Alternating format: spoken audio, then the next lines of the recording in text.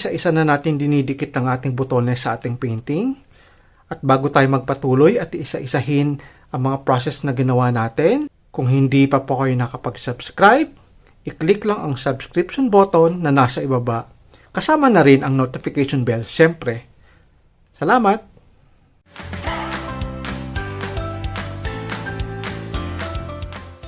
Kumusta po mga kaibigan? Welcome to Project Hobby, your Hobby TeeVee. Ang layunin po natin sa Project Hobby TeeVee ay magbahagi ng kaalaman tungkol sa arts and craft, sewing, photography, or anything under the sun na may alam tayo. Today, gagawa tayo ng simple painting at ang pinaka-highlight ay yung ating botones. Right?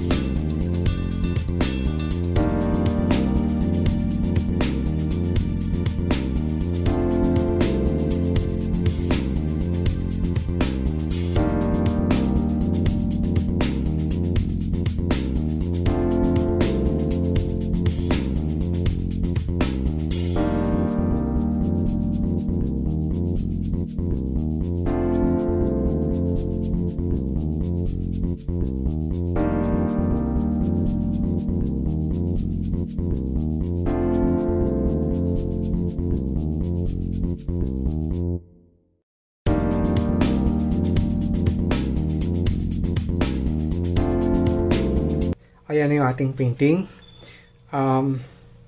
Kahoy lang siya. And then, yung gagawin nating kanyang mga dahon ay yung mga botones. Ilalagay natin sila ng pagganon. Ayan. Blower muna natin, patuyuin natin para siguradong hindi kakalat yung ating acrylic.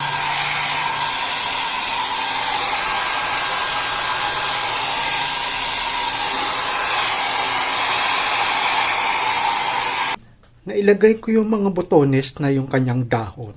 Pero naisip ko, wala tayong foreground. Although, ito pwedeng maging foreground. Pero dito na part, parang napaka-bare. So, lalagyan lang natin ng konting halaman dito. Right?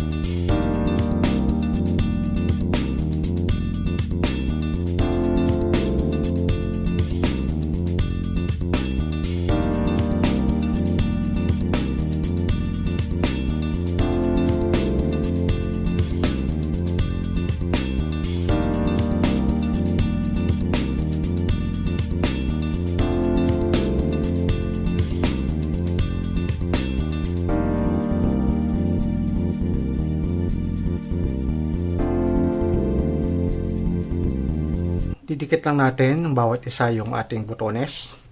Pagkatapos, we're good.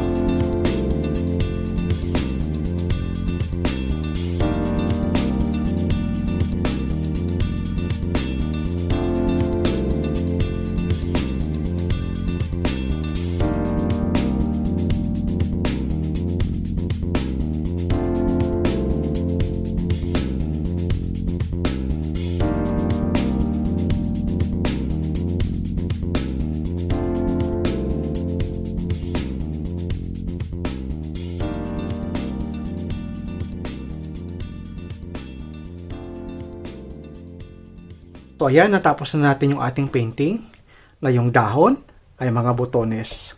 So kung nananahi kayo, pwede rin kayong gumawa ng, kahit hindi painting, pwede kayong gumawa ng figure and then lagyan nyo ng botones. Magandang klase siya ng art. So that's it muna for today guys. Maraming salamat sa panonood. Sana may natutunan naman kayong panibagong kaalaman dito sa Project Hobby TV. At sana naging inspiration na ito para makapaglikha kayo ng sarili nyong masterpiece. So kung nagustuhan niyo itong video, huwag kalimutang bigyan ng malaking thumbs up, i-like at i-share ang ating video. Maraming salamat! Hanggang sa muli dito sa Project Hobby, your Hobby TV. Bye-bye!